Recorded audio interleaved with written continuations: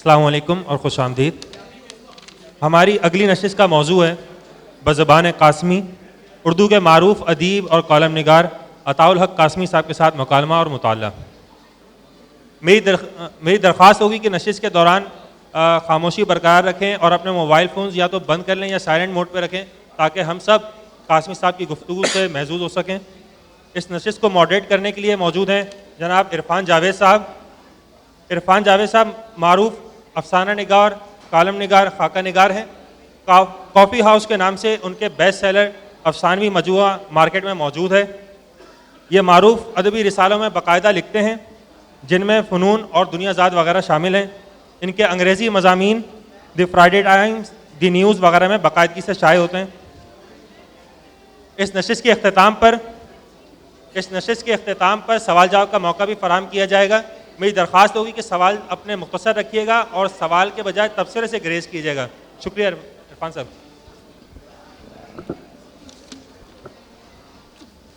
بسم اللہ الرحمن الرحیم.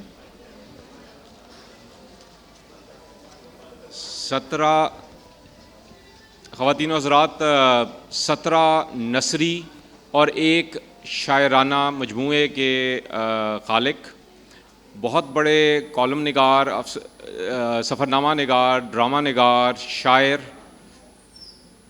اور اس سے بڑھ کے بہت بڑے انسان، پرائیڈ آف پرفارمنس، ستارہ امتیاز، تمغہ امتیاز، دوحہ و قطر میں ملنے والا فروغ اردو ادب انعام جو کہ احمد ندیم قاسمی صاحب کے اسٹیچر کے لوگوں کو دیا گیا، یہ سب عطاء اللہ قاسمی صاحب کو دیے گئے.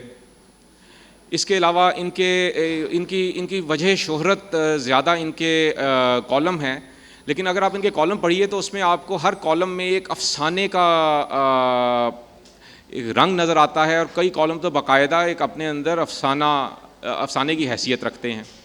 مزاح ان کی وجہ شہرت ہے، اور یہ مزاح ہمارے ہاں کالم میں، ہماری تحریروں میں ابن انشاء کے بعد آپ کو جو ان کے ہاں نظر آتا ہے، ان کا کوئی اس معاملے میں نہ ہم اثر ہے نہ ہم سر ہے. تو میں اس وقت دعوت دوں گا عطاء اللہ قاسمی صاحب کو کہ وہ اسٹیج پہ تشریف لائیں اور ہم سے اپنے خیالات کا اظہار کریں. آپ سے درخواست کروں گا کہ ان کو تالیوں میں ویلکم کیا جائے.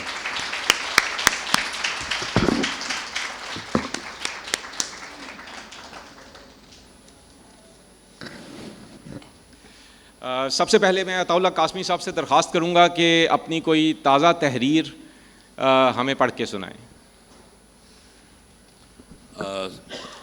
پہلے تو آپ سب کا شکریہ، اور دوسری بات یہ کہ میں ابھی 3 گھنٹے جیو کے لیے ریکارڈنگ میں نے کرائی ہے، اور پچھلے سال بھی میں نے یہاں کچھ چیزیں پڑھی تھیں، تو میری کوشش ہوگی کہ میں ان میں سے کوئی چیز جو ہے وہ ریپیٹ نہ کروں. میں یہ ایک چھوٹا سا یہ ایک کالم ہے جس کا عنوان ہے ایک دردناک لطیفہ. ایک شخص نے بابو ہوٹل میں آرڈر دیا 6 پلیٹ مرغی، 4 پلیٹ دال، 8 پلیٹ سبزی، 5 پلیٹ قورمہ، 1 ڈش پلاؤ اور 50 روٹیاں. تھوڑی دیر بعد یہ آرڈر میز پر سجا دیا گیا اور وہ شخص چشم زدن میں یہ سب کچھ چٹ کر گیا. کسی سرکس کا مالک یہ سب کچھ دیکھ رہا تھا. اس نے اس نوجوان کے کاندھے پہ ہاتھ رکھا اور کہا، سرکس میں کام کرو گے؟ نوجوان نے پوچھا، کام کیا ہے؟ مالک نے کہا، یہی جو تم ابھی کر رہے تھے. نوجوان نے حامی بھر لی. چنانچہ اس نے جب پہلے شو میں اس خوراک دشمنی کا مظاہرہ کیا تو حاضرین نے تالیاں بجا بجا کر آسمان سر پر اٹھا لیا. سرکس کا مالک خوشی سے ہامتا ہوا اس کے پاس آیا اور بولا، نوجوان، اگر تم دوسرے شو میں بھی اپنے اس فن کا مظاہرہ کرو تو میرے اور تمہارے وارے نیارے ہو جائیں گے، کیونکہ سارے شہر میں تمہاری دھوم مچی ہوئی ہے اور لوگ ٹکٹ خریدنے کے لیے امڈے چلے آ رہے ہیں. نوجوان نے کہا، ٹھیک ہے، تم خوراک کا انتظام کرو. چنانچہ دوسرے شو میں بھی اس نے 6 پلیٹ مرغی، 4 پلیٹ دال، 8 پلیٹ سبزی، 5 پلیٹ قورمہ، 1 ڈش پلاؤ اور 50 روٹیاں چشم زدن میں صاف کر ڈالی، جس پر پنڈال ایک بار پھر تالیوں سے گونج اٹھا. سرکس کا مالک شو کے اختتام پر اس کے پاس آیا اور کہا، نوجوان، اگر میری مانو تو تم تیسرا شو بھی کر ڈالو، کہ کاروباری لوگ دکانیں بند کر کے اب فارغ ہوئے ہیں، انہوں نے تمہارے فن کے مظاہرے کی دھوم سنی ہے اور وہ سب سرکس کا رخ کر رہے ہیں۔ میں تمہاری فیس 4 گنا کر دوں گا، تم تیسرا شو ضرور کرو۔ یہ سن کر نوجوان نے کاندھے سکوڑے اور کہا، معافی چاہتا ہوں جناب، اب میں مزید کوئی شو نہیں کروں گا، آخر گھر جا کر کھانا وانا بھی تو کھانا ہے۔ میں نے اپنے ایک دوست کو یہ لطیفہ سنایا تو وہ ہنسنے کی بجائے یہ لطیفہ سن کر رنجیدہ ہو گیا۔ میں نے کہا، برادرم تم نے لطیفے کے ساتھ خواتین والا سلوک کیوں کیا؟ بولا، جسے تم لطیفہ کہہ رہے ہو یہ ہماری قوم کا سانحہ ہے۔ میں نے کہا، وہ کیسے؟ بولا، گزشتہ کئی حکومتیں اسی طرح برسر عام کھاتی رہتی ہیں اور عوام ان کا ہاتھ پکڑنے کی بجائے ان کے جلسوں میں تالیاں بجاتے ہیں۔ چنانچہ یہ لوگ کھا پی کر فارغ ہوتے ہیں تو آرام سے امریکہ یا یورپ میں واقع اپنے گھر میں چلے جاتے ہیں اور زندگی کے بقیہ دن پورے سکون سے گزارتے ہیں۔ میں نے کہا، توف ہے تم پر، تم نے لطیفے کا مزہ ہی کرکرا کر دیا۔ اپنے اس دوست سے دل برداشتہ ہو کر میں نے یہی لطیفہ اپنے ایک صحافی دوست کو سنایا تو پورا لطیفہ اس نے نہایت دلچسپی سے سنا اور لطیفے کے اختتام پر اسی محویت کے عالم میں پوچھا کہ جب بسیار خور نے تیسرا شو کرنے سے انکار کیا اور کہا کہ اس نے ابھی گھر جا کر کھانا وانا بھی کھانا ہے تو پھر کیا ہوا؟ میں نے اپنے سر کے بال نوچتے ہوئے کہا، تم پر خدا کی لعنت ہو، تم یہ کیوں پوچھ رہے ہو؟ صحافی دوست نے کہا، میں پوچھ نہیں رہا، اس شخص کی حماقت پر افسوس کر رہا ہوں۔ اگر وہ تیسرے شو میں بھی کھانے پینے کا مظاہرہ کر لیتا تو کیا حرج تھا کہ اس نے گھر جا کر جو کچھ کھانا تھا وہ تو پلے سے ہی کھانا تھا۔ میرے ایک علامہ صاحب دوست ہیں جو بہت خوش ذوق اور لطیفہ شناس ہیں۔ میں اپنے لطیفے کی اس قدر بے حرمتی برداشت نہ کر سکا، چنانچہ میں ان کی خدمت میں حاضر ہوا، مگر لطیفہ سن کر علامہ صاحب کے چہرے پر تشویش کے آثار نمودار ہوئے اور ایک لمحے کے توقف کے بعد فرمایا، ماشاءاللہ کیسا جیدار جوان ہے، اللہ تعالیٰ اسے نظر بد سے بچائے اور اسے اپنے حفظ و امان میں رکھے۔ پھر وہ اٹھ کر برابر والے کمرے میں گئے اور ایک شیشی میرے ہاتھ میں تھماتے ہوئے کہا، یہ چورن میں نے بطور خاص اپنے لیے تیار کرایا ہے، مگر میں سمجھتا ہوں کہ اس پر جیدار نوجوان کا بھی حق ہے، یہ آپ اسے میری طرف سے بطور ہدیہ پیش کریں۔ میں دانت کچکچاتا ہوا اپنی جگہ سے اٹھا اور جب دروازے کے قریب پہنچا تو علامہ صاحب میرے پاس آئے اور سرگوشی کے انداز میں کہا، آپ ذرا پتہ کریں کہ وہ سرکس والا ایک شو کا کتنا معاوضہ ادا کرتا ہے۔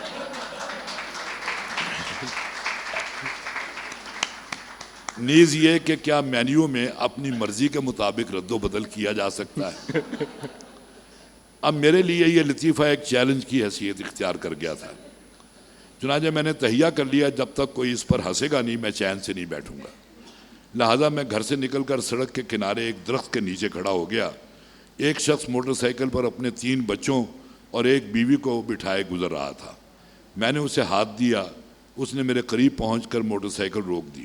میں نے کہا، جناب آپ کو ایک لطیفہ سنانا ہے کہ ایک شخص نے بابو ہوٹل میں 6 پلیٹ مرغی، 4 پلیٹ دال، 8 پلیٹ سبزی، مگر اس نے پورا لطیفہ سنے بغیر موٹر سائیکل کو کک ماری اور جاتے ہوئے بولا، میں نے یہ لطیفہ سنا ہوا ہے، یہ تم ایسے بھرے پیٹ والے لوگوں کا کمال ہے کہ اس قسم کی باتوں کو لطیفہ بنا کر پیش کرتے ہو۔ اس کے جانے کے بعد میں نے کتنے ہی راہ چلتے لوگوں کو یہ لطیفہ سنانے کی کوشش کی، مگر ہر بار مجھے محسوس ہوا کہ یہ قوم حصے مزاح سے محروم ہو گئی ہے۔ چنانچہ آخری حربے کے طور پر میں نے ایک فاقہ مست شخص کو روکا جس کے چہرے پر بھوک اگ رہی تھی، مگر لطیفہ سن کر ہنسنے کی بجائے اس کے منہ میں پانی بھر آیا۔ اس پر مجھے شدید غصہ آیا اور میں نے کہا، کیا اتنے مزیدار لطیفے پر تم ہنس نہیں سکتے؟ بولا، ہنس سکتا ہوں۔ میں نے کہا، وہ کیسے؟ کہنے لگا، آپ مجھے سامنے والے تندور سے 1 پلیٹ دال اور 2 روٹیاں لے دیں، اس کے بعد میں اگلے کھانے تک ہنستا رہوں گا۔ جب میں نے محسوس کیا کہ اس لطیفے پر کوئی بھی نہیں ہنس رہا تو میں خود سوچ میں پڑ گیا۔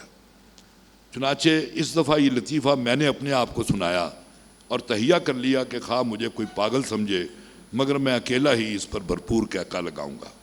لیکن ہوا یوں کہ لطیفہ سننے کے بعد میں نے خود کو 1 72 رسید کیا اور کہا یہ کوئی لطیفہ ہے، یہ تو حرام خوری کا پروپیگنڈا ہے۔ چنانچہ میں نے اسی وقت اینٹی کرپشن کے محکمے کا رخ کیا اور اپنے ایک دوست کو یہ لطیفہ سنانے کے بعد اس معاملے کی تحقیقات کرنے کی درخواست کی۔ میں نے دوست سے کہا کہ جس شخص کی ایک وقت کی خوراک کم از کم 2000 روپے ہے، اس کا مطلب یہ ہے کہ وہ سالانہ اتنے 1000 روپے کا صرف کھانا کھاتا ہے، لہٰذا اس کے ذرائع آمدنی کی تحقیقات ہونی چاہیے۔ دوست نے کہا بالکل ٹھیک ہے، تم مجھے اس شخص کا ایڈریس بتاؤ۔ پھر وہ دوست مجھے دفتر کے دروازے تک چھوڑنے آیا اور آہستہ سے میرے کان میں کہا، اس طرح کے کوئی اور کیس بھی تمہارے علم میں آئیں تو مجھے مطلع کرو، ہم دونوں 50-50 کر لیا کریں گے۔ ایک چھوٹی سی تحریر ہے یہ، میں اس کا عنوان ہے کتے۔ میری گلی میں 3 کتے ایسے ہیں جن سے میں بہت ڈرتا ہوں۔ ان میں سے ایک کتا ایک پروفیسر صاحب کا ہے، دوسرا کتا ایک شاعر کا ہے اور تیسرا کتا ایک صحافی کا ہے۔ یہ تینوں کتے مختلف عادات و اطوار کے مالک ہیں، تاہم ان کے کتا ہونے میں کوئی شبہ نہیں۔ پروفیسر صاحب کے کتے سے میرا براہ راست واسطہ نہیں پڑتا کیونکہ پروفیسر صاحب سے میری رسم و راہ نہیں ہے، مگر ان کا کتا اکثر مجھ سے فری ہونے کی کوشش کرتا ہے۔ وہ اس طرح کہ جب میں پروفیسر صاحب کے گھر کے سامنے سے گزرتا ہوں تو وہ بند گیٹ کے نچلے حصے سے اپنی تھوتنی باہر نکال کر مجھ پر بھونکتا ہے۔ بلا وجہ بھونکنے والے کتے مجھے اچھے نہیں لگتے، چنانچہ میں چلتے چلتے رک جاتا ہوں، جس پر اس کی بے بسی دیکھنے کے قابل ہوتی ہے، کیونکہ اس کے گلے میں زنجیر ہے اور گیٹ بند ہوتا ہے۔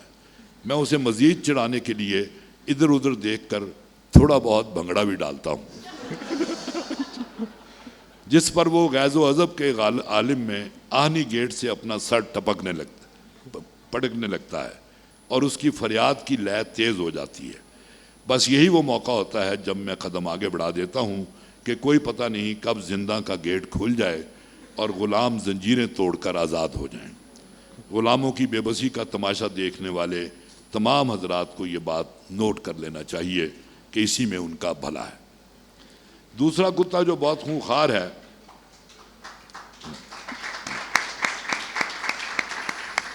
یہ میرے شاعر دوست کا ہے۔ یہ بھی گیٹ کے اندر کی طرف بندھا ہوتا ہے۔ اچھا، یہ اس زمانے کا ہے جب یہ موبائل نہیں ہوتے تھے، پی ٹی سی ایل پہ۔ ہاں، خدا کا میرا فون اکثر خراب رہتا ہے اور اکثر اپنے اس شاعر دوست کی طرف فون کرنے جاتا ہوں اور یہ کتا اکثر مجھ پر بھونکتا ہے۔ یہ غالباً جرمن شیپرڈ ہے۔ جب میں گھنٹی بجاتا ہوں تو اس کی حرکات و سکنات سے لگتا ہے کہ مجھ سے اگر ذرا سی بھی چوک ہوئی تو وہ مجھے چیر پھاڑ کر کھا جائے گا۔ مگر اس کتے میں خوبی یہ ہے کہ جب واپسی پر میں اپنے شاعر دوست کے ہمراہ اس کے قریب سے گزرتا ہوں تو اس کے چہرے پر بلا کی تابعداری ہوتی ہے۔ وہ نہ صرف یہ کہ مجھ پر بھونکتا نہیں بلکہ ان لمحوں میں وہ کتے سے بھیگی بلی بن جاتا ہے۔ اس سے 2 طرح کے خیالات میرے دل میں آتے ہیں۔ ایک تو یہ کہ مالک کے ساتھ دیکھ کر اسے اطمینان ہو جاتا ہے کہ بندہ ٹھیک ہے، یا پھر یہ سوچتا ہے کہ اگر خود گھر کا مالک ساتھ ملا ہوا ہے تو کیا بھونکا جائے۔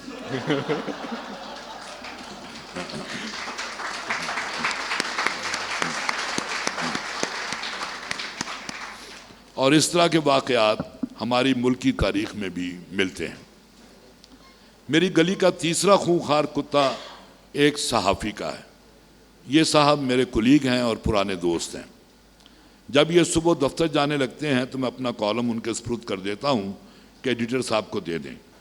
ان کا کتا میرے قدموں کی آہٹ پہچانتا ہے، چنانچہ میری گھنٹی بجانے سے پہلے وہ بھونکنے لگتا ہے کہ ہٹ جاؤ، مجھے اس شخص سے نبڑنے دو۔ دریں اثنا میرا یہ دوست گیٹ کا چھوٹا دروازہ کھولتا ہے، جس پر وہ اپنی توجہ میری بجائے اپنے مالک کی طرف مبذول کرتا ہے اور پہلے سے زیادہ زور شور سے بھونکنے لگتا ہے۔ میرے خیال میں یہ کتا اپنے مالک کو یہ تاثر دیتا ہے کہ وہ ڈیوٹی کے دوران اپنے مالک کی بھی پرواہ نہیں کرتا، چنانچہ میرے دوست کو چاہیے کہ وہ اسے گریجویٹی وغیرہ دیکھ کر فارغ کر دیں۔ میری گلی میں ان کتوں کے علاوہ کچھ کتے اور بھی ہیں۔ مثلا ایک کتا تو نہیں، کتے کا بچہ ہے۔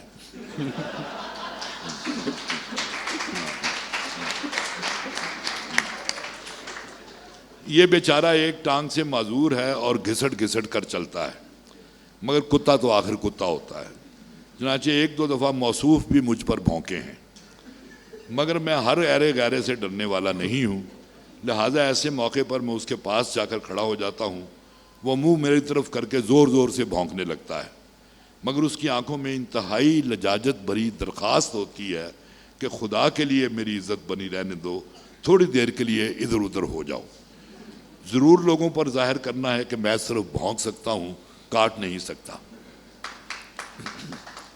مگر اس کی عزت سے زیادہ مجھے اپنی عزت عزیز ہے، لہذا میں وہیں کھڑا رہتا ہوں، جس پر وہ تھوڑی دیر بعد منہ دوسری طرف کر کے پاؤں سے اپنے کان کھجلانے لگتا ہے۔ قارئین نوٹ فرما لیں کہ کچھ عرصے بعد ایک سپر پاور نے بھی یہی کرنا ہے۔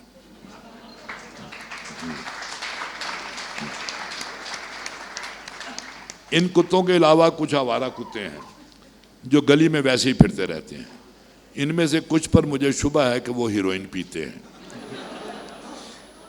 ان میں ایک کتیا بھی ہے جو بہت سوشل ہے، وہ ہمیشہ دو چار کتوں کے جلووں میں نظر آتی ہے۔ یہ کتے اجنبیوں کو کچھ نہیں کہتے، عموماً ایک دوسرے پر بھونکتے ہیں، بلکہ کئی دفعہ تو باہم دنگا فساد بھی کرتے ہیں۔ یہ کتے اقتصادی طور پر خاصے پسماندہ ہیں اور یوں رہائش اور خوراک وغیرہ کے مسائل سے دوچار ہیں۔ نیز بیمار پڑ جائیں تو انہیں دوا تک نہیں ملتی، جس کے نتیجے میں یہ جھنجھلاہٹ کا شکار رہتے ہیں، چنانچہ یہ اپنا سارا غصہ ایک دوسرے پر نکالتے رہتے ہیں۔ یہ کراچی کے بارے میں نہیں ہے، نہ کسی اور شہر کے بارے میں ہے۔ میں نے ان میں سے ایک کتا مجھے بہت اچھا لگتا ہے۔ یہ کچھ زیادہ ہی شریف النفس قسم کا کتا ہے۔ میں نے دو چار دفعہ اسے اپنے گھر کے باہر بیٹھے دیکھا، اور وہ بھی کچھ اس طرح کے تھوتنی اوپر کو اٹھائی ہوئی ہے، چہرے سے یتیمی برس رہی ہے، اور لگ رہا ہے جیسے دے جا سخیہ رائے خدا تیرا اللہ ہی بوٹا لاوے گا کہہ رہا ہے۔ چنانچہ ایک دن میں نے اندر سے بچا کچا لا کر اس کے سامنے ڈال دیا۔ اس دن سے یہ روزانہ دروازے کے باہر بیٹھا میری راہ تکتا رہتا ہے۔ جب میں اسے نظر آتا ہوں تو وہ فوراً اپنی دم ہلانے لگتا ہے اور پاؤں چاٹنے کے لیے بے قرار دکھائی دیتا ہے۔ پروفیسر صاحب اور صحافی کی کوٹھیوں میں بندے کتے مجھے اچھے نہیں لگتے کہ وہ مجھے کچھ نہیں سمجھتے، جبکہ یہ کتا مجھے اچھا لگتا ہے اور اس کتے کو میں اچھا لگتا ہوں، شاید اس لیے کہ ہم دونوں ایک دوسرے کی ضرورت ہیں، اور وہ یوں کہ حکمرانوں کی طرح میں بھی بہت خوشامد پسند ہوں۔ چنانچہ مجھے ایک پاؤں چاٹنے والا چاہیے، اور گلی کا یہ کتا مجھے مڈل کلاسیہ لگتا ہے جو میری کوٹھی کے مین گیٹ کے باہر کھڑا ہے اور اندر آنا چاہتا ہے۔ بہت شکریہ۔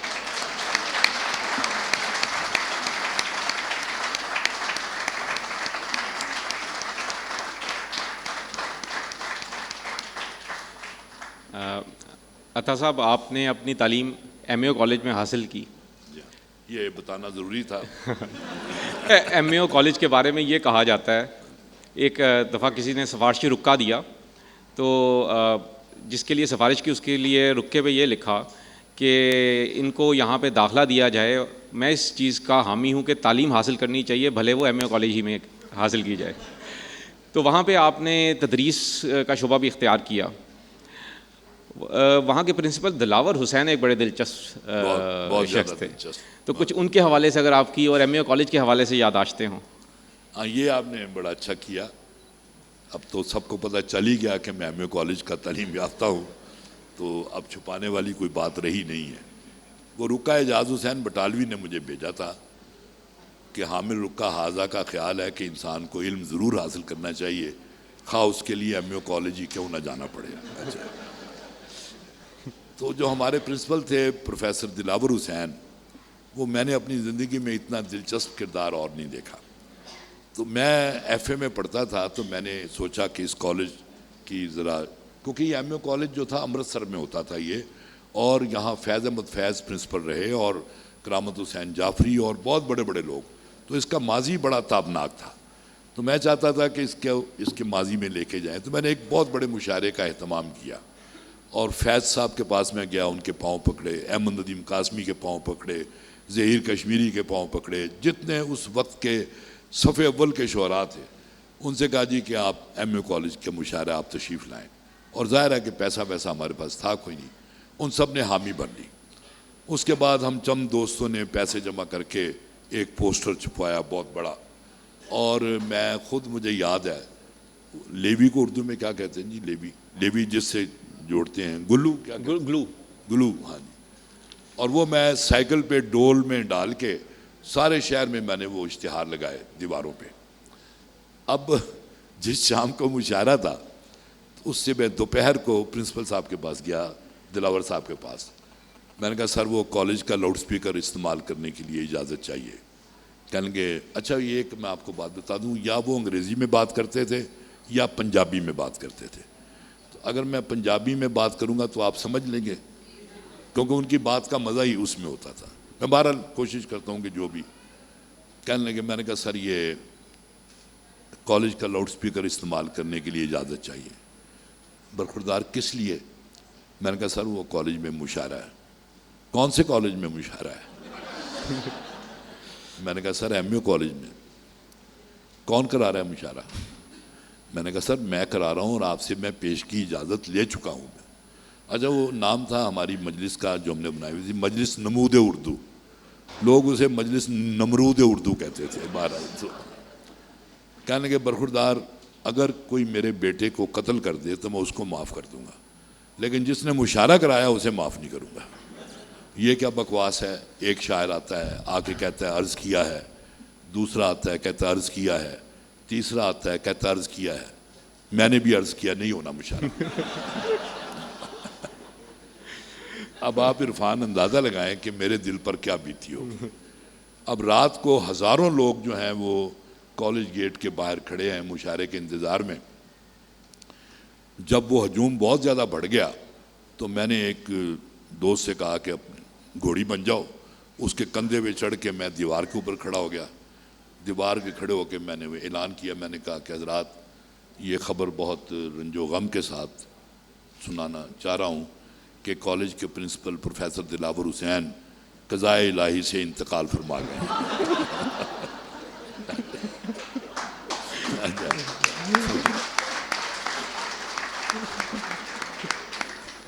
ان میں سے بہت سارے لوگ جو تھے وہ دلاور صاحب کے جاننے والے تھے۔ وہ سیدھا شام نگر پہنچے جہاں وہ تھے، بیل دی تو اوپر سے دلاور صاحب ہاں جی کی گل ہے۔ بہرحال انہیں پتہ چل گیا کہ وہاں یہ اعلان ہوا ہے۔ اگلے دن انہوں نے مجھے طلب کیا اور مجھے 2 سال کے لیے انہوں نے رسٹیکیٹ کر دیا جی، کالج سے نکال دیا۔ اب میری پریشانی شروع ہو چکی تھی۔ مجھے دوست کہنے لگے یار تم یوں کرو، 1 ہفتے کے بعد اب تم چلے جاؤ، معافی مانگ لو، وہ سر معاف کر دیں گے آپ کو۔ میں ڈرتے ڈرتے چلا گیا ان کے پاس۔ مجھے کہنے لگے وہ تمہیں میرے انتقال کی خبر نشر کر کے خوشی ہوئی تھی؟ میں نے کہا سر نہیں، نہایت صدمے کے عالم میں نے وہ کیا تھا وہ۔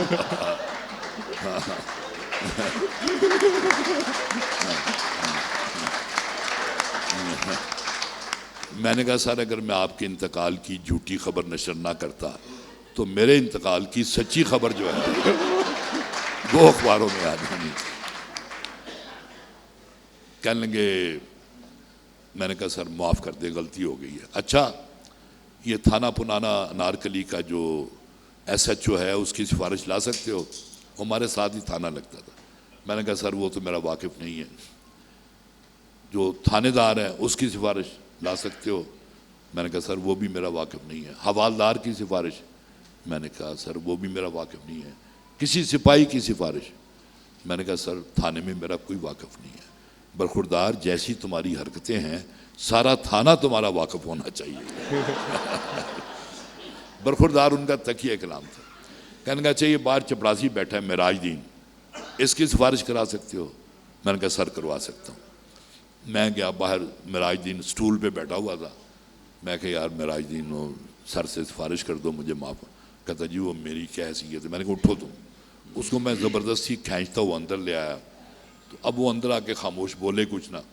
میں نے اسے کونی ماری اس کی پیٹ میں زور سے۔ میں کہا بولو۔ کہتا سر اس کو معاف کر دیں۔ اچھا معراج دین تو کیا دے معاف کیتا؟ یعنی ایسے کمال کے کریکٹر تھے۔ ہمارے سامنے تھا لیڈی مکلیگن کالج، تو ظاہر ہے وہ یعنی نوجوانی کا زمانہ تھا تو وہ لڑکے جو ہیں وہ باہر کھڑے ہوتے تھے اور لڑکیوں کو دیکھتے رہتے تھے اور تنگ بھی کرتے ہوں گے، ان میں نہیں تھا بہرحال. تو وہ اس کی پرنسپل آئی ہمارے پرنسپل صاحب کے پاس، دلاور صاحب کے پاس، کہنے لگی کہ آپ کے جو لڑکے جو ہیں وہ ہماری لڑکیوں کو تنگ کرتے ہیں. ان کا آپ بیٹھے، میں آپ کو جواب دیتا ہوں. وہ بیٹھ کے اپنے کام میں لگ گئے، 15-20 منٹ تک اپنا کام کرتے رہے. وہ اس نے پھر کہا، اس نے کہا سر میں آپ کے پاس آئی تھی کہ آپ کے لڑکے جو ہیں وہ تنگ کرتے ہیں. کہتے ہیں میں آپ کو جواب دیتا ہوں، آپ بیٹھیں. کو جب 45 منٹ گزر گئے، کہتے اچھا جی میں چلتی ہوں. کہتے نہیں آپ بیٹھیں، میں آپ کو جواب دیتا ہوں. اس اکیلے کمرے میں آپ 45 منٹ سے میرے ساتھ بیٹھی ہیں، میں نے آپ کو چھیڑا ہے؟ اسے کہنے لگے جب تک لڑکی کی اپنی مرضی نہ ہو لڑکا کبھی نہیں چھیڑتا.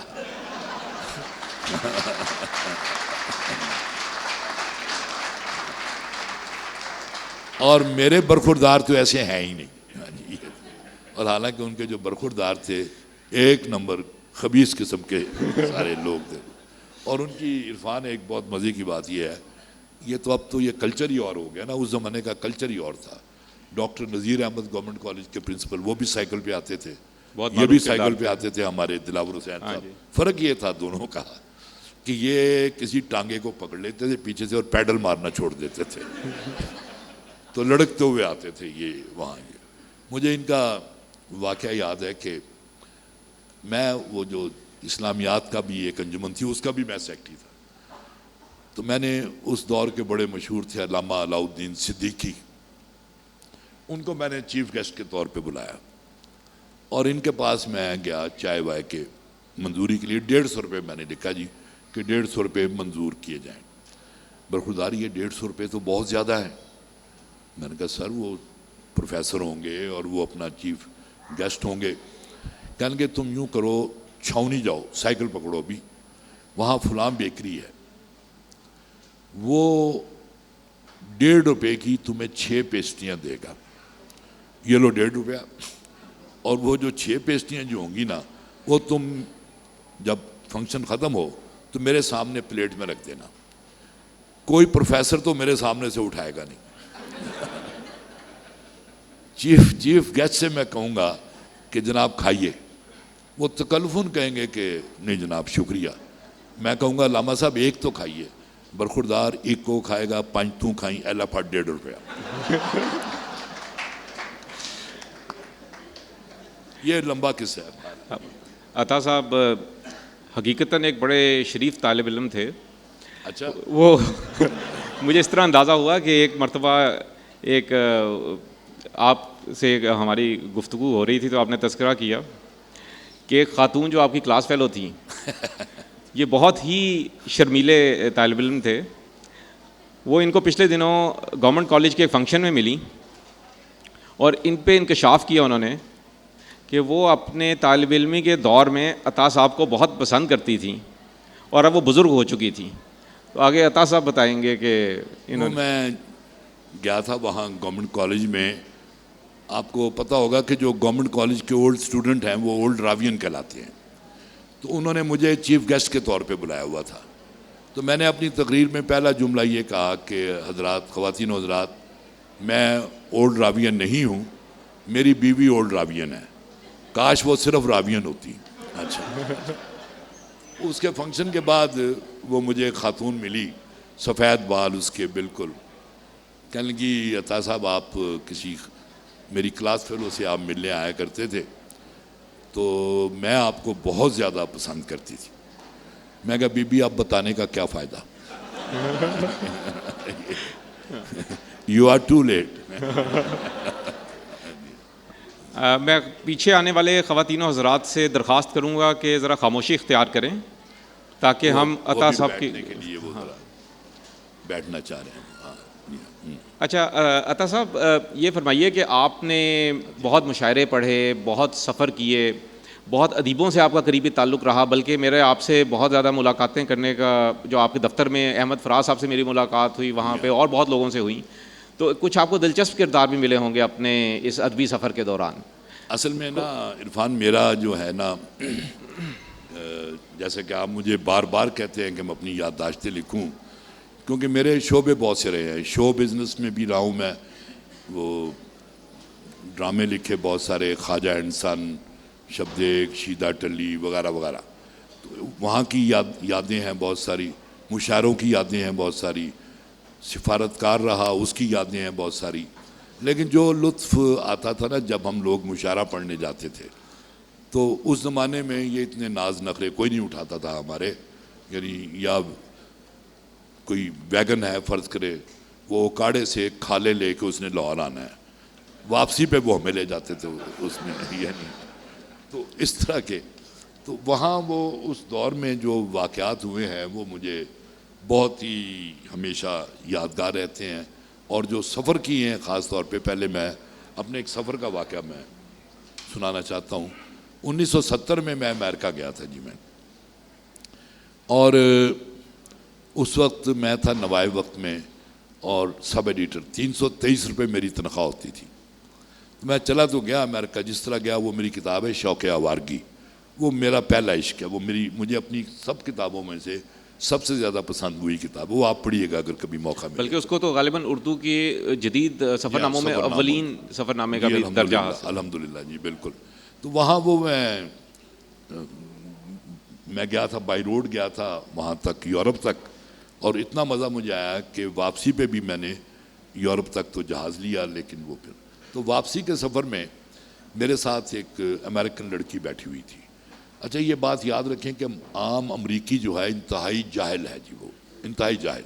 ہمارے ہاں جو تھڑے پہ بیٹھا ہوا ہے وہ پوری بین الاقوامی سیاست کے بارے میں جانتا ہے وہ, اور وہاں کے ان کو پتہ ہی نہیں, ان کی اپنی زندگی ہے صرف وہ. تو وہ جو میرے ساتھ لڑکی بیٹھی ہوئی تھی مجھے کہنے لگی کہ ویئر آر یو فرام. میں نے کہا پاکستان.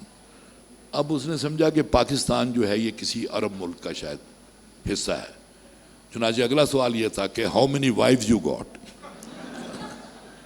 میں نے کہا چلو مطلب آج اپنی حسرت ہی پوری کرے. میں نے کہا 800.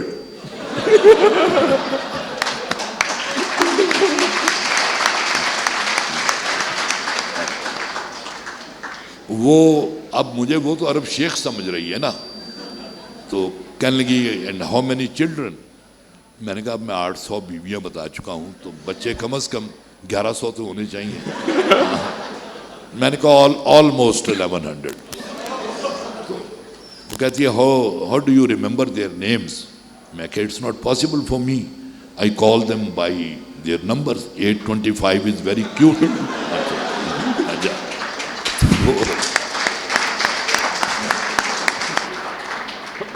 اب وہ میری ساری باتیں پر یقین کرتی چلی جا رہی ہے. جب میں نے دیکھا کہ یہ بات بہت آگے بڑھ گئی ہے تو پھر میں نے کہا اس کو اب روک دینا چاہیے. کہنے لگی یو گاٹ سم کیمل. میں نے کہا yes I got 2 camel. 1 camel is automatic, power steering, power brake. تو یہ کلائمیکس میں نے اس طرح اس کا ختم کر دیا. یا سگریٹ نوشی کے اپنے حوالے سے مجھے ایک اور واقعہ, میں 3 مہینے کے لیے ایک دفعہ, اچھا یہ بتاؤں کہ جب میں وہاں 2 سال میرے پورے ہو گئے امریکہ میں, ابا جی کا مجھے روزانہ خط آتا تھا کہ واپس آ جاؤں. میں کہتا تھا ابا جی کچھ پیسے کما لوں تو پھر آؤں گا. وہ کہتے تھے کہ میں پیسوں پر لعنت بھیجتا ہوں, مجھے بیٹا چاہیے. آج کل کہتے ہیں میں بیٹے پر لعنت بھیجتا ہوں.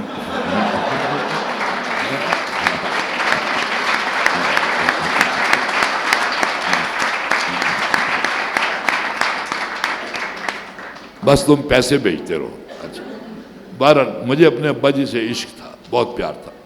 میں نے جنگ میں 4 قسطوں میں اپنے ابا جی کے بارے میں لکھا ہے وہ اینیو. تو جب میں واپس آ گیا, میں یہ پھر کوئی 15-20 سال پہلے کی بات ہے. مجھے 3 مہینے کا ایک کورس تھا امریکہ میں, میں اس میں شامل ہوا. اچھا میں 3 پیکٹ روز کے پیتا ہوں یہ سگریٹ کے. یہ بنتے ہیں کوئی 60 سگریٹ. تو 3 مہینے رہنا تھا, چنانچہ میں نے 350 پیکٹ جو تھے وہ میں نے بکسے میں رکھے. نیو یارک ایئرپورٹ پہ آپ کو پتہ ہی ہے کہ صرف آپ 20 پیکٹ لے کے جا سکتے ہیں. میرے پاس 350 پیکٹ تھے. تو کسٹم والے نے مجھے روک لیا. میں نے کہتا ہے واٹ از دس. میں نے کہا سگریٹ. کہتا what for؟ میں کہا smoke. کہتا you will smoke this whole lot؟ میں نے کہا yes. کہتا okay, God bless you.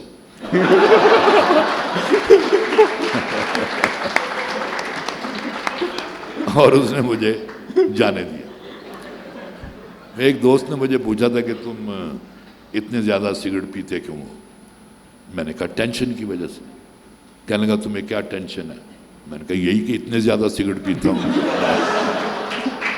باقی جو آپ نے پوچھا تھا وہ مشاعرے والی جو مشاعروں میں جو باتیں ہیں اس میں تو میں کہتا ہوں پوری کی پوری کتاب جو ہے نا میں لکھ سکتا ہوں.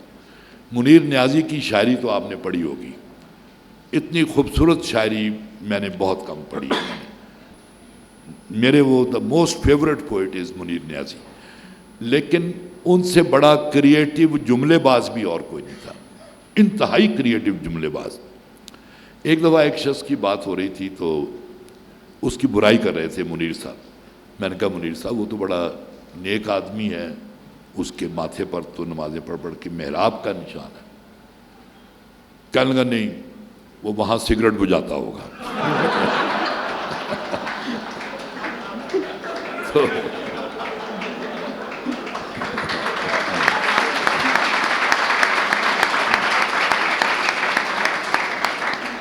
میں ذرا مزہ لیا کرتا تھا منیر نیازی کی گفتگو کا.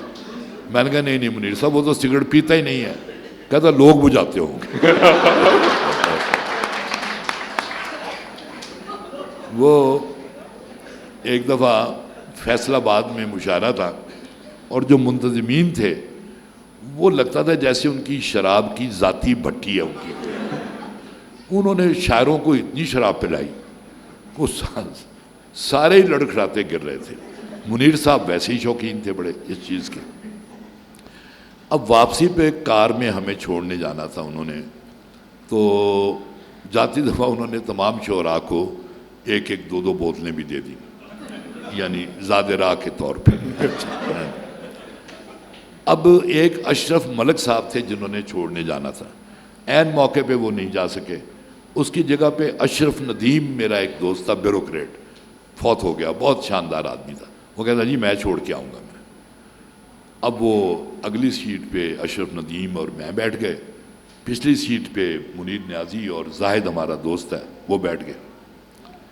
جب گاڑی چلی ہے تھوڑی دور گئی ہے, میں ایک لفظ بولوں گا اس کے لیے معذرت خواہ ہوں کیونکہ وہ انہوں نے ایسے ہی کہا تھا, بلکہ وہ لفظ کو میں نے بہت سافٹ کر کے بولوں گا, انہوں نے بالکل ہی کچھ اور کہا تھا. جب گاڑی چلی ہے تو اس کی طرف اشارہ کر کے کہنے لگے ڈرائیور کی طرف, یہ وہی حرامزادہ ہے جس نے مجھے لے جانے سے انکار کیا تھا.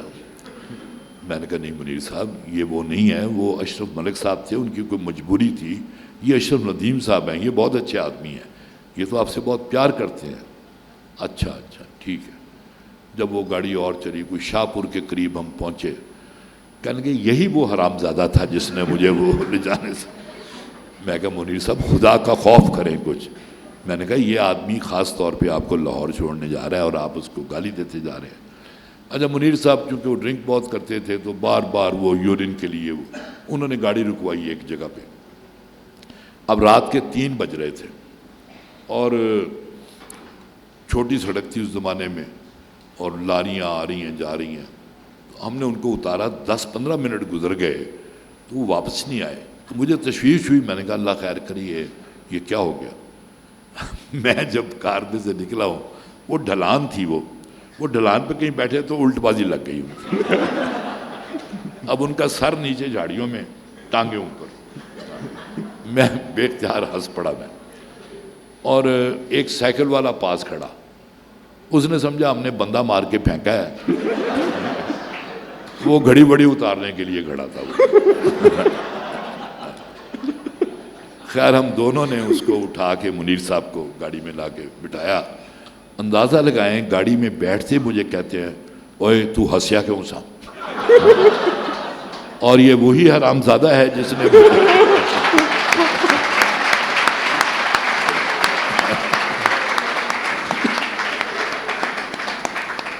منیر نیازی کی باتوں میں بے پناہ حکمت ہوتی تھی, کمال کی باتیں کرتے تھے وہ.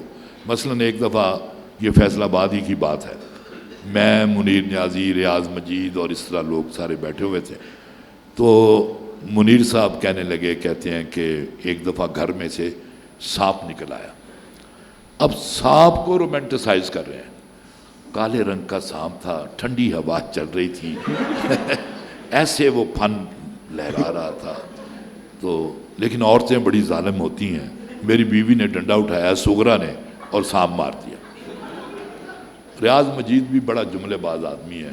وہ کہنے لگا منیر صاحب اس نے سوچا ایک گھر میں ایک ہی کافی ہے.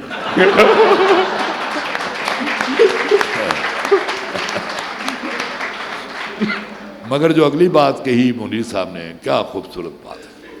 کہتے ہیں کہ سانپ کو مارنا نہیں چاہیے، اس کا زہر نکال کر اس کو کیچوا بنا دینا چاہیے اور اسے اتنا کمزور کر دینا چاہیے کہ وہ چھڑی بغیر چل نہ سکے. یعنی یہ دیکھیں آپ اس میں کتنی ایک خوبصورت بات ہے. اسی طرح ایک دفعہ ظہیر کشمیری، یہ سارے مرحوم ہو چکے ہیں، کیسے کیسے لوگ تھے یہ، منیر سے کہنے لگے کہ منیر میرا جی چاہتا ہے دریا کا کنارہ ہو، ایک مطربہ ہو جو گا رہی ہو، 14ویں رات کا چاند نکلا ہو اور ساقی ہو. منیر کہنے لگا ظہیر کشمیری یہ سارا کچھ ہو لیکن تم نہ ہو. تو یہ لوگ جو ہیں آپس میں جملے بازی بھی کرتے تھے اور سہتے بھی تھے، بہت انجوائے کرتے تھے اس کو. وہ وہاں نا عرفان ایک سب سے پہلا جو جنسی رسالہ نکلا تھا لاہور سے، خضر راہ نام تھا اس کا، اس کے ایڈیٹر ہوتے تھے یسوب الحسن. تو یسوب الحسن کے دفتر میں خیال امروی، ادم اور ظہیر صاحب، یہ تینوں وہاں بیٹھ کے بیچارے، وہ کپی ہوتی تھی اور چرگے ورگے کے بجائے نمک رکھا ہوتا تھا، انہوں نے ان نمک کے ساتھ ساتھ وہ کھاتے تھے. وہ وہاں پہ وہ ایک دن یہ سارے بیٹھے ہوئے تھے. اب دیکھیں دیکھا نا، میں اب بات بھول گیا ہوں، میں مجھے یاد نہیں آئی وہ کون سی بات تھی جو میں نے بتانی تھی ان میں سے. عطا صاحب آپ کا ایک اور واقعہ شیئر کر رہے تھے کہ ایک مرتبہ آپ، یہ واقعہ اصل میں بھولا نہیں تھا، میں بیان نہیں کرنا چاہتا تھا.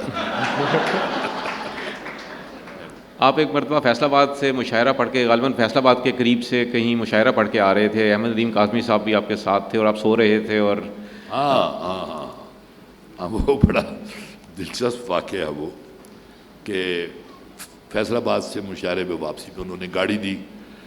اب اگلی سیٹ پہ میں بیٹھ گیا، پیچھے احمد ندیم قاسمی اور ڈاکٹر سلیم اختر، اور بہت مزے کی گفتگو ہو رہی. قاسمی صاحب، میں نے احمد ندیم قاسمی جیسا بندہ، عالی شان انسان، عمدہ زبردست شاعر، افسانہ نگار اور بہترین ہیومن بینگ اور زندہ دل. انہوں نے نوجوان نسل کی آپ کو جتنے بڑے نام نظر آتے ہیں اس کو شاعری میں، احمد فراز ہو، چاہے پروین شاکر ہو، بڑے سے بڑا نام فہمیدہ ریاض ہو، یہ سب دبستان قاسمی سے تعلق ہے. قاسمی صاحب نے ان کی شعری تربیت کی ہے. بہرحال تو وہ بیٹھے ہوئے تھے پیچھے، تو اچانک میں نے دیکھا کہ سڑک چھوٹی ہے اور سامنے سے 2 بسیں ریس لگاتی ہوئی آ رہی ہیں، اور ہمارا ڈرائیور بھی جو ہے یہ پورے خضوع و خشوع کے ساتھ سیدھا ان کی طرف جا رہا ہے. میں نے سمجھا تھوڑی دیر بعد یہ کچے پہ اتار لے گا، لیکن جب اتنا فاصلہ رہے گا جتنا میرے اور آپ کے درمیان ہے، تو میں نے اس کو کندھے سے چنجوڑا، اے کیا کر رہے ہو؟ اس نے ایک دم لیفٹ کو گاڑی وہ موڑی اور کچے پہ وہ چل پڑا. 2-3 منٹ تک تو سکتے کے عالم میں رہ گئے ہم سارے جتنے گاڑی میں بیٹھے ہوئے تھے. جب ذرا ہوش بحال ہوئے تو میں نے ڈرائیور سے کہا، میں نے کہا تمہیں سامنے سے وہ گاڑیاں آتی نظر آ رہی تھیں؟ کہتا ہاں جی نظر آ رہی تھیں. تو میں نے کہا کہ تم نے یعنی گاڑی موڑی کو نہیں؟ کہتا جی میں صحیح جا رہا تھا، وہ غلط آ رہے تھے. کہتا جی میں اصولوں پر سمجھوتا نہیں کر سکتا. تو میں نے کہا یار خدا کے لیے یہ جو اصول پرستی ہے نا اس طرح کی، یہ پچھلے دنوں اس کے شو میں اپنا کیپٹل ٹاک میں انہوں نے مجھ سے پوچھا تھا مشرف کے بارے میں کہ کیا کیا جانا چاہیے. میں نے یہ واقعہ وہاں سنایا. میں نے کہا خدا کے لیے یہاں آپ اصول پسندی کا مظاہرہ نہ کریں, یہ کلیش نہ کروائیں, مٹی پاؤ اور اسے جانے دیں باہر. میں نے یہ کہا اسے, میں نے کہا جی اس کو جانے دیں, ٹھیک ہے جو بھی ہے. تو بہرحال اس طرح کے واقعات ہیں. ایک مجھے یاد ہے سید ضمیر جعفری. یعنی مجھے بڑا کبھی کبھی سوچتا ہوں کہ میں کتنا خوش نصیب ہوں کہ کن لوگوں کے ساتھ میں نے زندگی گزاری. مشتاق احمد یوسفی, اپنا شفیق الرحمان, کرنل محمد خان, سید ضمیر جعفری, احمد ندیم قاسمی, فیض احمد فیض, مختار مسعود. یعنی اب ان میں سے کیا رہ گیا باقی. اب دیکھیں جان ایلیا میرا بڑا یار تھا, بلکہ جان ایلیا یعنی مجھے یاد ہے کہ وہاں دبئی میں جو بعد میں وہ بات بتاؤں گا, میں دبئی کے مشاعرے میں جان ایلیا بیٹھے ہوئے تھے اور ایک دم آئے, مجھے وہ الحق کہتے تھے, آ کے تو میرے کندھے پہ بیٹھ گئے. اتنے سے تو تھے وہ. اچھا اور مجھے کہنے لگے مجھے اب سیر کراؤ. اب میں نے جان ایلیا کو کندھے پہ بٹھایا ہوا اور سیر کرا رہا ہوں. جب خوب بات ٹھیک ہے بس اب آؤ بیٹھ جاؤ, آ کے وہ بیٹھ گئے. اور وہ ان کی جو بہت مزے کی بات مجھے یاد آ رہی ہے, دبئی میں جو مشاعرہ تھا تو انہوں نے چینک میں وسکی رکھی ہوئی تھی اور 7 کپ, اور سٹیج پہ بیٹھ کے وہ جیسے چائے پی رہے ہیں وہ پی رہے تھے بیٹھ کے.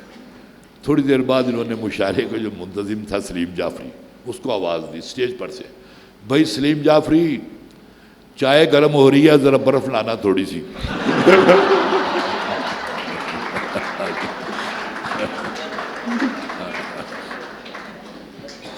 بہرحال بات کہیں اور نکل گئی. میں آپ کو سید ضمیر جعفری کے بارے میں بتا رہا تھا.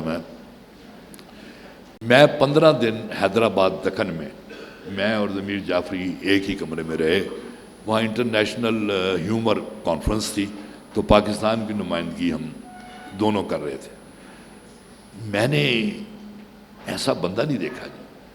جب میں کسی کی برائی کرنے لگتا تو وہ اس کا کوئی اچھا پہلو بیان کر دیتے. آپ یقین کریں 15 دن میں غیبت کے لیے ترس کے رہ گیا. ہر شخص کو وہ اچھا سمجھتے تھے, اور میں نے کہا یار اب ہمارے درمیان اتنے لوگ کہاں رہ گئے. راولا کوٹ بے پناہ خوبصورت علاقہ ہے ہمارے پاکستان کا, آزاد کشمیر. کبھی آپ جائیں وہاں.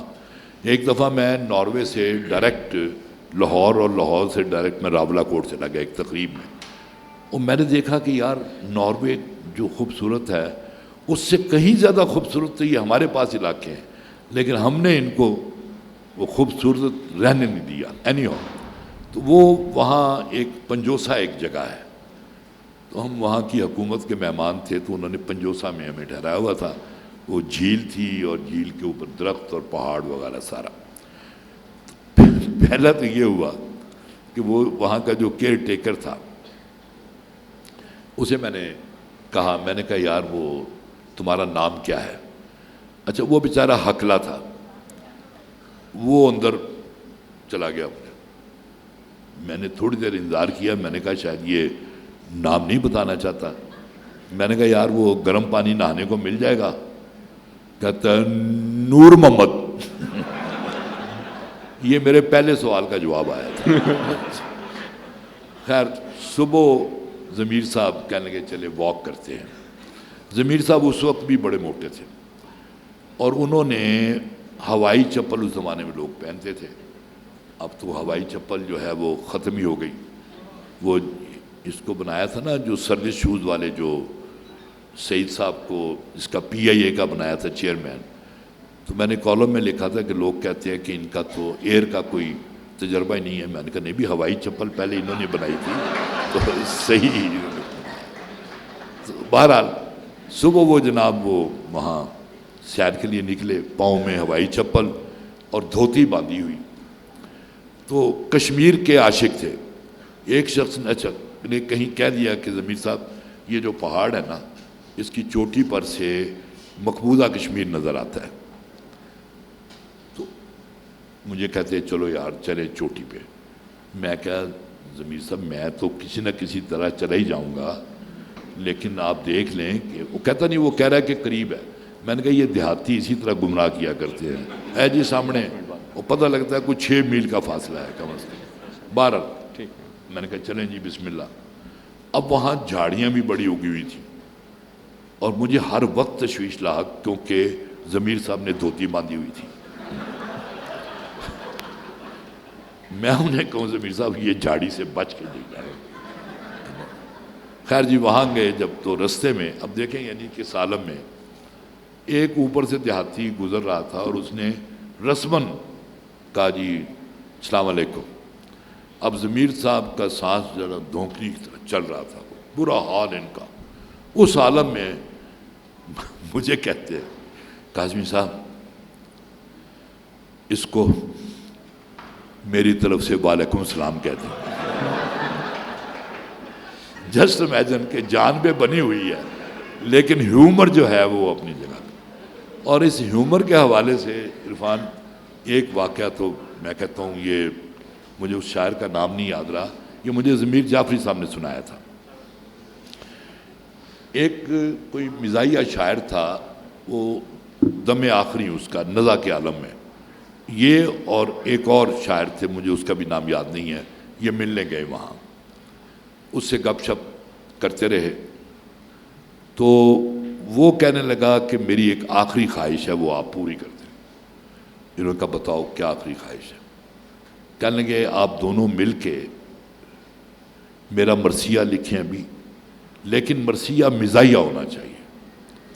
انہوں نے کہا کہ بھائی یار یہ کیسی بات ہے, ہم تمہاری حالت دیکھ رہے ہیں, مرثیہ اللہ نہ کرے تم اللہ تمہیں زندگی دے یہ وہ, تو یہ مرنے کے اوپر مزاحیہ مرثیہ کیسے ہو سکتا ہے. اس نے کہا نہیں, اگر میرے دوست ہو اور اگر تم نے میری آخری خواہش پوری کرنی ہے تو یہ پوری کرو. چنانچہ ان دونوں نے مل کے کوئی آدھے گھنٹے میں نا مزاحیہ مرثیہ جو لکھا. جب وہ آخری شعر پڑھا تو وہ دم توڑ گیا. وہ یہ عجیب و غریب یعنی یہ واقعہ انہوں نے ضمیر صاحب نے سنایا مجھے. یہ باقی ایک مشاعرہ مجھے سبی کا بھی مجھے یاد آ رہا ہے. سبی میں وہاں شبنم شکیل مرحومہ, ان کے میاں شکیل صاحب تھے وہاں فائنانس سیکرٹری, انہوں نے وہ مشاعرہ کروایا تھا. اچھا وہ جو مشاعرے کا تھا نا, جو کمپیئرنگ جو کر رہا تھا وہ بڑا نالائق قسم کا آدمی تھا. اب وہ اس طرح کی اناؤنسمنٹ کر رہا تھا کہ ابھی فیض احمد فیض صاحب کو پان پیش کیا جا رہا ہے, اب قتیل شفائی کو گلوری پیش کی جا رہی ہے, اب فلانے کو, یہ رننگ کمنٹری کر رہا تھا. تو میں نے شکیل سے کہا, میں نے کہا یار مقامی شعراء تک تو چلو چلنے دو اسے, لیکن جب مہمان شعراء کی باری آئے تو اس کو تبدیل کر دینا. اس کو کہیں پتہ چل گیا کہ میرے بارے میں یہ کہا گیا ہے. ہم لوگوں سے بڑے بڑے انتقام لوگوں نے لیے ہیں, لیکن جو انتقام اس نے لیا ہے میں آج بھی جب بیٹھتا ہوں تو دل میں اس کی داد دیتا ہوں. میں اتنا خوبصورت انتقام اور اتنا انٹیلیجنٹ بندہ وہ. اس نے آخری اناؤنسمنٹ یہ کی, اب فیض صاحب مشاعرے میں, احمد نعیم قاسمی, سارے لوگ. کہنے لگا کہ حضرات میرا آپ کا ساتھ اتنا ہی تھا مقامی شعراء تک, اب مہمان شعراء کا دور شروع ہوتا ہے جس کی نظامت فلاں صاحب کریں گے. ویسے بھی یہ جو لوگ بیٹھے ہوئے میں ان کو جانتا بھی نہیں.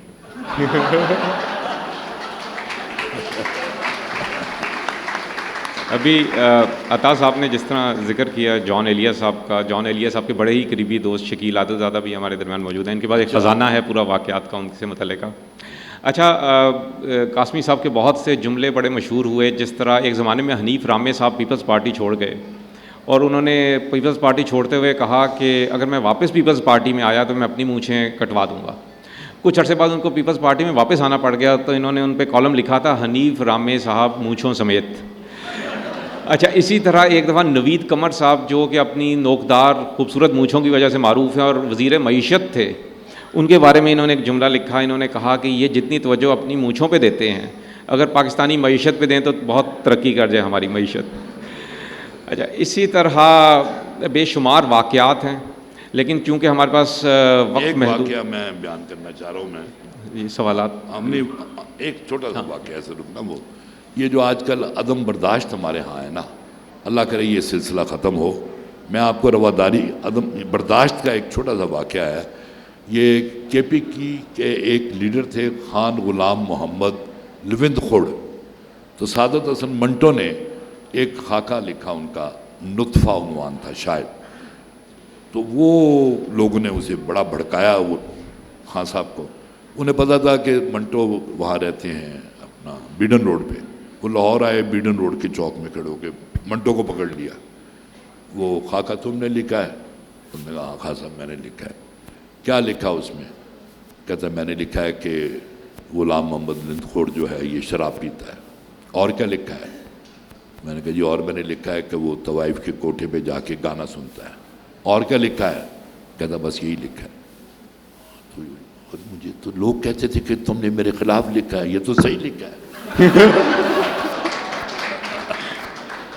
کاش یہ رواداری اور یہ برداشت کا مادہ جو ہے ہماری پوری قوم. ایک سوالات شروع کرنے سے پہلے ایک مجھے چھوٹا سا واقعہ یاد آ رہا ہے کہ ایک دفعہ میں عطا صاحب کی حاضر دماغی کے حوالے سے اور حاضر جوابی کے حوالے سے کہ ایک مرتبہ ان کے ساتھ ایک ریسٹورینٹ میں بیٹھا کھانا کھا رہا تھا، تو سامنے سے ایک بڑی حسین خاتون گزری.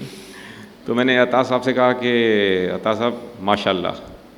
تو میرے انہوں نے ہاتھ پہ ہاتھ رکھا اور کہنے لگے فکر نہ کرو عرفان بھائی، کہو انشاءاللہ انشاءاللہ. اچھا، اس کے بعد ہمارے پاس بہت تھوڑا ٹائم ہے، میں آپ سے درخواست کروں گا مختصراً ہم 3-4 منٹ میں کچھ سوالات اگر آپ کے ذہن میں ہوں تو آپ کر سکتے ہیں عطا صاحب سے.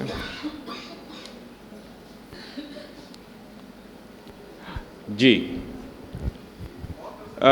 مائک یہاں لے جائیے گا تاکہ یہ سوال کرنے میں آسانی سب سن سکیں. یہ بہت عرصے سے آپ سفر نامہ نہیں لکھ رہے ہیں، کوئی اپنے ٹریول کی کون سا سفر نامہ نہیں لکھ رہے ہیں؟ ہاں سفر نامہ یہ ہے جی، 4 سفر نامے میرے چھپ چکے ہیں. شوق آوارگی اور دلی دور ہے، دنیا خوبصورت ہے، اور چوتھا بھی کچھ اسی طرح نام نہیں مجھے یاد. اصل میں اب اتنا کچھ دیکھ لیا ہے، اب نہ کوئی مجھے حیرت، یعنی سفر نامہ لکھنے کے لیے حیرت کا برقرار رہنا ضروری ہے. اب وہ حیرت جو ہے نا وہ میری وہ ختم ہوتی چلی جا رہی ہے. اب میں کہیں جاتا ہوں وہ چیز وہ منظر میں نے کئی دفعہ دیکھا ہوا ہے اور اس کے بارے میں اپنی فیلنگز کئی دفعہ بیان کر چکا ہوں. لیکن اب میں جا رہا ہوں 1 ہفتے کے بعد 2 ہفتے کے لیے آسٹریلیا جا رہا ہوں. یہ پہلے میں اس کا سفر نامہ لکھ چکا ہوں، وہ دنیا خوبصورت ہے. لیکن اس دفعہ اگر کیونکہ یہ اس دفعہ زیادہ جگہوں پہ جانا ہے میں نے، اگر کوئی نئی چیزیں مجھے دیکھنے کو ملی تو وہ میں سفر نامہ لکھوں گا. اور سفر نامے کے حوالے سے جاتے جاتے مستنصر حسین تارڑ کی جو ہے نا وہ بڑی مشہور ہے، اپنے اوپر ان کا عاشق ہونا، اپنی تعریفیں کرنا. تو وہ ایک دفعہ میں نے ان کا خاکہ لکھا تھا کہ ایک دفعہ میں نے مستنصر سے کہا کہ یار تم میں نرگسیت بہت زیادہ ہے. کہنے لگا ہاں نرگس بھی تھی ایک. اور ایک وہ یعقوب ناسک ہمارا ٹی وی کا دوست ہوتا تھا، وہ کہتا میں لندن جا رہا تھا تو میرے ساتھ میم تھی بیٹھی ہوئی، تو غنودگی کے عالم میں وہ بار بار اپنا سر میرے کندھے پہ رکھ دیتی تھی. میں نے اس کو کندھے سے جھنجھوڑا، میں نے کہا بی بی میں یعقوب ناسک ہوں، مستنصر حسین تارڑ نہیں ہوں. کوئی اگلا سوال؟ جی وہ آخر میں ایک صاحب ہیں، وہ سوال خاتون آپ پوچھیے. السلام علیکم. ایکچولی مجھے یہ پوچھنا تھا کہ نا عورتوں کے لیے کہا جاتا ہے کہ وہ بہت غیبت کرتی ہیں اور بزی رہتی ہیں اپنی چوچا میں. مردوں کی خاموش گوئی اور گھننے پن کے لیے آپ کیا کہیں گے؟ مجھے سمجھ نہیں. آپ نے سوال یہ کیا ہے کہ خواتین مشہور ہیں یا عام طور پہ ان سے کہا جاتا ہے کہ وہ غیبت کرتی ہیں، تو مردوں کی خاموش اور گھننے پن کے لیے آپ کیا کہیں گے؟ اچھا یہ میں بتا دوں، یہ ایک عام غلط فہمی ہے ہمارے ہاں کہ عورتیں غیبت کرتی ہیں. اس معاملے میں مردوں کا مقابلہ ممکن ہی نہیں ہے. بالکل. ہمارے ہاں روزانہ شام کو محفل غیبت منعقد ہوتی ہے، اور میں احمد فراز، انتظار حسین، ہم دلی میں تھے تو ہم نے کہا جی چلیں آج دلی میں وہ پھر محفل غیبت. پھر ماشاءاللہ چھوڑا ہی کسی کو نہیں ہم لوگوں نے.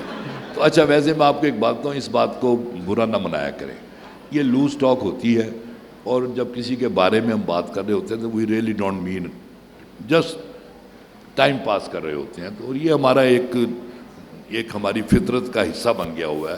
تو لہٰذا اگر کبھی آپ اپنے بارے میں کسی سے کوئی بات سنیں تو اول تو اس پہ یقین ہی نہ کریں, اور اگر یقین کر بھی لیں تو اسے معاف کر دیں, کیونکہ آپ نے بھی اس کے بارے میں کافی باتیں کی ہوں.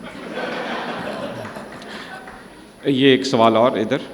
حضرت صاحب یہ بتائیں کہ ایک ادیب کی سیاسی وابستگی اس کی تخلیق پہ کس طرح اثر انداز ہو؟ ہاں یار, یہ بات یہ ہے, دیکھیں میں یعنی یہ سمجھتا ہوں کہ ادیب اور شاعر جو ہیں ان کا کام صرف ادب تخلیق کرنا نہیں ہے. یعنی ایک تو ادب میں میسج ہونا چاہیے, نمبر ایک, کیونکہ میں برائے زندگی کا قائل ہوں. نمبر دو, اگر کوئی ادیب اپنی سیاسی وابستگی رکھتا ہے اور مخلص ہے, اگر وہ تنخواہ دار نہیں ہے, تو وہ میرے نزدیک بہت زیادہ قابل احترام ہے, کیونکہ وہ یعنی لکھ بھی رہا ہے اور معاشرے کو خوبصورت بنانے کے لیے وہ اپنی طرف سے عملی کوشش بھی کر رہا ہے. تو اب لیکن یہ سب کے لیے ممکن نہیں ہے. حبیب جالب کی وابستگی تھی, احمد فراز البتہ وہ بھی پوری طرح وابستہ تھے سیاسی جماعت کے ساتھ, اور لیکن جو ہمارے ایک طبقہ ہمارے درمیان ایسا ہے وہ اس کو اچھا نہیں سمجھتا. اس حوالے سے ایک میں چھوٹے سے واقعے کا تذکرہ کروں گا. پیبلو نیرودا چلی کے ایک بہت مشہور شاعر تھے, ادیب تھے اور بہت مشہور شخصیت تھے. تو ایک مرتبہ ان کا ایک پاکستانی صاحب سے کہیں ملاقات ہوئی, اور انہوں نے پاکستانی ادیب سے پوچھا کہ آپ کے ملک کی سیاسی صورتحال کیا ہے, اور وہاں پہ لیفٹ اور رائٹ کی آپس میں جو چپکلش تھی اس کا کیا اس وقت عالم ہے. تو ان ادیب نے کہا کہ جی ہم ادیب ہیں, ہمارا سیاست سے کیا لینا دینا. تو اس پہ باقاعدہ پیبلو نیرودا ان سے ناراض ہو کے وہاں سے واک آؤٹ کر گئے کہ تم ایک ملک اور ایک دھرتی کے شہری ہو, اور تمہارے کوئی سیاسی خیالات نہیں ہیں یا سیاسی طور پہ رجحان کسی جانب نہیں ہے, تو تم کیسے بے حس انسان ہو اور تم کیسے اچھا ادب تخلیق کر سکتے ہو.